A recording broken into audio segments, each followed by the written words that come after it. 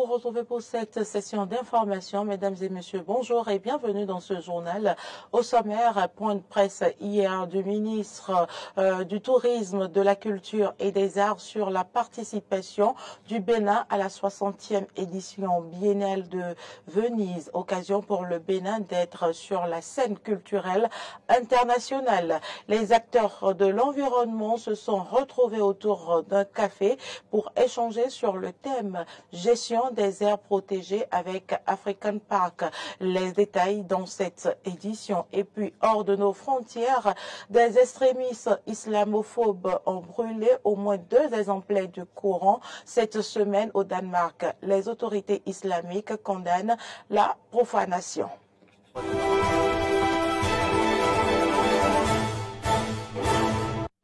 Merci pour l'attention. Le ministre du Tourisme, de la Culture et des Arts, Jean-Michel Abimbola, a animé un point de presse hier sur la participation du Bénin à la 60e édition biennale de Venise. C'est en présence du commissaire du pavillon José Plia, du directeur de l'ADAC William Kodjo et des 4 artistes sélectionnés pour représenter le Bénin à cet événement incontournable de l'art contemporain mondial. La 60e édition biennale de Venise présentera pour la première fois en 2024 un pavillon béninois. La participation du Bénin à cet événement phare se tiendra dans la Cité des Dogues du 20 avril au 24 novembre 2024. La Biennale d'art contemporain de Venise est encore l'occasion pour le Bénin d'être sur la scène culturelle internationale. L'ambition du Bénin est de se démarquer à cette 60e édition. Le quotidien béninois d'information du service public a effectué sa rentrée thématique édition 2023, placée sous le thème « L'économie béninoise, pilier dynamique et résilience ». La cérémonie a connu la présence de plusieurs personnalités politico-administratives. Clémence Tonocoin. À travers cet événement annuel, le quotidien du service public La Nation prend l'engagement d'accomplir sa mission d'informer avec compétence et efficacité. L'initiative résulte d'une transformation rédactionnelle qui permet aux journalistes de mener des investigations sur une thématique tout au long de l'année. Cette année, le quotidien se fait le devoir de réfléchir sur les fondements de l'économie béninoise. L'exercice qui nous réunit ce matin répond à un impératif. L'impératif d'avoir de l'information de qualité, de l'information qui ne cède pas à la tyrannie, qui est la dynamique de nos jours, à la tyrannie de l'instantanéité, la quête frénétique du buzz, mais plutôt à une information qui répond au procédé tout naturellement journalistique, à l'exigence professionnelle, qui exige un certain détachement dans le traitement de l'information. C'est un rendez-vous de donner et de recevoir, un creuset de partage, d'échanges enrichissants autour des questions contemporaines brûlantes. Cette année, nous sommes appelés à nous enrichir réciproquement autour d'un thème aussi fascinant qu'est l'économie béninoise, pilier, dynamique et résilience. Tout en saluant le dévouement et l'abnégation de l'équipe du journal, le représentant de la ministre du Numérique et de la Digitalisation a dévoilé les attentes de l'autorité. Nous attendons donc de notre quotidien La Nation des articles de fond convaincants et hautement informatifs pour tous les publics, lecteurs du quotidien physique et les lecteurs du quotidien en ligne. Pour le représentant du ministre d'État chargé de l'économie et des finances et de la coopération, l'événement est pour le journal du service public le début d'une nouvelle ère journalistique. Par cette rentrée thématique qui est à sa 2e édition, ce quotidien ouvre une ère nouvelle du journalisme, une ère où l'information prend tout son sens, où le service à la nation devient une priorité incontestable. Cette initiative témoigne également de la volonté notamment des journalistes et du quotidien La Nation, de prendre part activement au développement du Bénin, en éclairant le public sur les réformes menées pour davantage dynamiser notre économie nationale, en mettant en exergue les succès, mais également les défis qui sont les nôtres. Vous devenez, messieurs, mesdames les journalistes, des acteurs essentiels de la construction de notre avenir commun. En explorant les contours de l'économie béninoise, en plongeant au cœur de ces mécanismes et de ces enjeux, vous vous inscrivez résolument dans une démarche journalistique responsable. La thématique de cette année vise, entre autres, à informer les citoyens des réformes menées pour redynamiser l'économie nationale et les éclairer sur sa résilience de nos jours. Gestion des aires protégées avec African Park, c'est le thème du café environnement au campus d'Abomey-Calavi. Dégustation des mets locaux, panel de discussion et réseautage ont meublé cette rencontre. On fait le point avec Arthur Wendo. C'est une 17e session du Café Environnement qui intervient à quelques jours de la célébration des 63 ans de l'indépendance du Bénin. Ici, le geste est patriote puisqu'il met en avant les aires protégées. Aujourd'hui, c'est la 17e session du programme le plus innovant d'éducation environnementale. Et puisque nous sommes à quelques jours de la célébration des 63 ans d'indépendance du Bénin, donc nous avons voulu faire un geste patriote en mettant en avant les aires protégées du Bénin, notamment le parc national du W et le parc national de la Pendjari. Et pour réussir la mission, 2 experts ont accepté de venir éclairer la lanterne de ces jeunes engagés pour le bien-être de l'environnement. Eric est le premier. Nous avons présenté la conservation des aires protégées avec African Parks au Bénin. C'est un territoire délimité destiné à la propagation de la faune et à la conservation de son habitat. Aujourd'hui, nous avons des espèces qui sont menacées et qui sont en voie de disparition. C'est ainsi que l'homme pourrait disparaître aussi. Le second, Nazir Koutiélé, directeur du tourisme et du commerce du parc W, a passé aussi son message, mais axé sur la nuit des parcs nationaux, une initiative de African Parks. La communication sur laquelle j'ai planché concernait l'initiative La Nuit des parcs nationaux, qui est une initiative qui a été lancée par African Parks sous le parrainage du ministère du cadre de vie, et avec nos partenaires comme la NPT et le Sénagref, pour reconnecter les Béninois avec ces aires protégées-là, pour pouvoir communiquer sur les évolutions que nous avons depuis que nous sommes mandataires et que nous gérons ces parcs nationaux, pour présenter les résultats que nous avons atteints et enfin pour organiser une collecte de fonds afin d'appuyer les actions communautaires que nous menons dans la périphérie des parcs nationaux. La bonne gestion des aires protégées devient ainsi un sujet préoccupant. Heureusement que Eric, lui, a la solution. Oui, c'est de sensibiliser, comme je l'ai dit, de façon collective pour que la conscience collective fasse un grand pas. Il y a de quoi être content puisque désormais c'est clair comme l'eau de roche qu'il faut participer à la bonne gestion des aires protégées. Moi, je suis juste contente. Parce que quand il s'agit de protéger l'environnement, ce n'est pas seulement là où on doit vivre ou bien notre milieu où on utilise. Il faut aussi protéger les parcs, les lieux touristiques et c'est surtout les parcs qui sont des lieux touristiques. Pour ce café environnement spécialement, je suis très contente parce que le thème du mois, j'avais déjà une idée particulière par rapport à ça parce qu'on a déjà travaillé sur les gestions des aires marines protégées. Maintenant, il s'agit des faunes. Il faut rappeler que le Café Environnement se tient tous les derniers jeudis du mois et est une initiative qui vise à protéger l'environnement.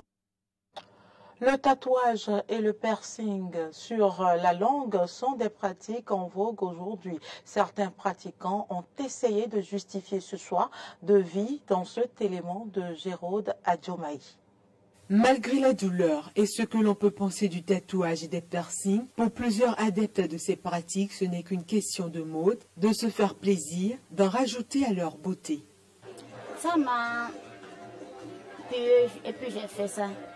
Si tu as envie de faire ça, tu peux faire ça et puis si tu ne veux plus, tu peux fermer ça. Il y a des gens qui voient chez ses amis et elle est intéressée de faire. Il y a des filles qui viennent. Qui me dit que bon, les maris en train de chercher une fille et la fille a fait piercing, ce côté qu'elle ne veut faire aussi. Les piercings, c'est pas seulement pour les femmes. Il y a les hommes qui aiment ça, ils le font. Quand ils en ont envie, ils le font. Moi, j'ai envie, j'aime ça, et c'est pourquoi je le fais. Dans ce salon célèbre du piercing au grand marché de Dantokba, situé à Cotonou, la capitale économique du Bénin, l'hygiène est de mise. La preuve, le matériel utilisé pour le piercing est à usage unique et les clients sont très réguliers. Ils s'y rendent nombreux pour diverses raisons. En fait, si le client vient, avant de faire, je porte mes gants d'abord, je prends la matière que je vais faire pour faire la piercing. Je vais anesthésier d'abord. Je prends l'alcool pour nettoyer d'abord devant la cliente. Je fais tout devant la cliente avant de faire le piercing. Ici, le perceur lui-même s'ajoute, ses oreilles et bien d'autres parties de son corps sont percées. Il s'agit pour lui de donner l'exemple afin d'attirer le maximum de clients. Moi, j'ai fait ça pour attirer les clientes. Il y a des clients qui viennent ici pour dire que ça fait mal. Et pour lui montrer que ça ne fait pas du mal, je peux prendre la machine bien aiguë que j'utilise pour faire piercing, pour percer moi-même devant eux. Pour lui montrer le preuve devant les clients. C'est pour ça que moi, j'ai fait les piercings. Avant, j'ai percé jour aussi et j'ai encore levé. Moi, je veux de l'argent, je suis là. Ici, maintenant, ici, c'est un patrie, ça fait un peu du mal. Vous voyez, avec là où il fait ici, là aussi, ça fait un peu mal. La langue aussi, ça fait un peu mal. L'ombrine aussi, ça fait mal. Je pèse aussi les seins, ça fait un peu mal aussi. Pour la plupart des femmes, ces différentes décorations artificielles sur le corps constituent des atouts de séduction pour attirer les hommes. Alors, qu'en pensent les hommes eux-mêmes? Les femmes qui font les trucs comme ça, ce n'est pas forcément que une femme doit faire certaines choses avant que c'est bon pour les hommes. Les femmes qui font le piercing, là, moi je ne les apprécie pas. Parce que ça ne me sert même pas. Tu sais, moi je le prends comme, je ne sais pas comment dire, comme les prostituées ou bien, je ne sais pas comment dire quoi. Sinon, moi, quand je vois une fille qui a fait les choses comme ça, moi je ne l'appelle même pas. Ceux qui se respectent, qui sait qu'elle va rester dans toi, un homme ne veut pas faire des choses comme ça. Quelles sont les conséquences du piercing et du tatouage dans notre société à caractère traditionnel et ancestral? Normalement, le piercing, c'est culturel, c'est à la fois culturel et culturel. Il y a certains peuples, certaines races, certaines sectes, certaines castes qui utilisent ça pour identifier les classes et catégories sociales de certaines personnes, en l'occurrence les filles.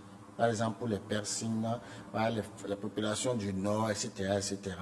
Et lorsqu'on quitte du Sud pour aller au Nord, les réalités ne sont plus les mêmes.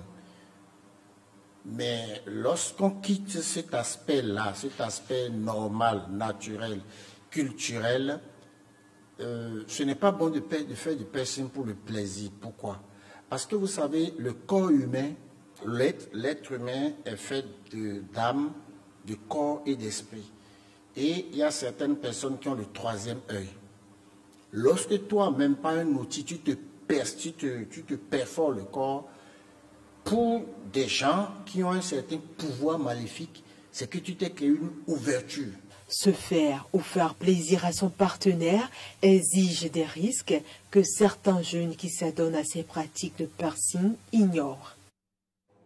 Actualité en dehors du Bénin, au dernier jour du sommet africain-Russie, le président russe Vladimir Poutine et le président en exercice de l'Union africaine Azali Assoumani se sont exprimés à la tribune pour l'allocution de clôture. Ils ont affiché leur satisfaction, même si l'unité n'a pas toujours été au rendez-vous de ces 2 jours de sommet, que ce soit entre dirigeants africains ou entre ceux russes et africains. Commentaire. Une déclaration commune a été adoptée à l'issue de cette rencontre prévoyant une coopération accrue dans les domaines de l'approvisionnement alimentaire, l'énergie et l'aide au développement. Elle appelle à créer un ordre mondial multipolaire plus juste, équilibré et durable, s'opposant fermement à toute forme de confrontation internationale sur le continent africain. Le texte prévoit aussi que Moscou aidera les pays africains à obtenir réparation pour les dégâts économiques et humanitaires causés par les politiques coloniales occidentales, y compris la restitution des biens culturels pillés. Azali Assoumani a affirmé que les dons russes ne suffisaient pas, qu'il fallait un cessez-le-feu avec l'Ukraine et que les États africains qui souffrent de cette guerre étaient prêts à se poser en médiateur. La veille, le président congolais Denis Sassou Nguesso avait également souligné que lorsque deux éléphants se battaient, c'était l'herbe qui était écrasée. Mais le sommet s'était terminé sur une note plus chaleureuse qu'il n'avait commencé. Le président comorien, également président de l'UA, a félicité avec enthousiasme le président russe pour la très bonne réussite de ce sommet. Le président russe a annoncé que le sommet Russie-Afrique se tiendra désormais tous les 3 ans et un mécanisme de partenariat et de dialogue sera créé pour les questions de sécurité, de lutte contre le terrorisme, la sécurité alimentaire et le changement climatique. Et puis, des extrémistes islamophobes ont brûlé au moins 2 exemplaires du Coran cette semaine au Danemark. Ces autodafés ont peut-être des raisons de le faire, mais les autorités islamiques condamnent la profanation. Suivez plutôt.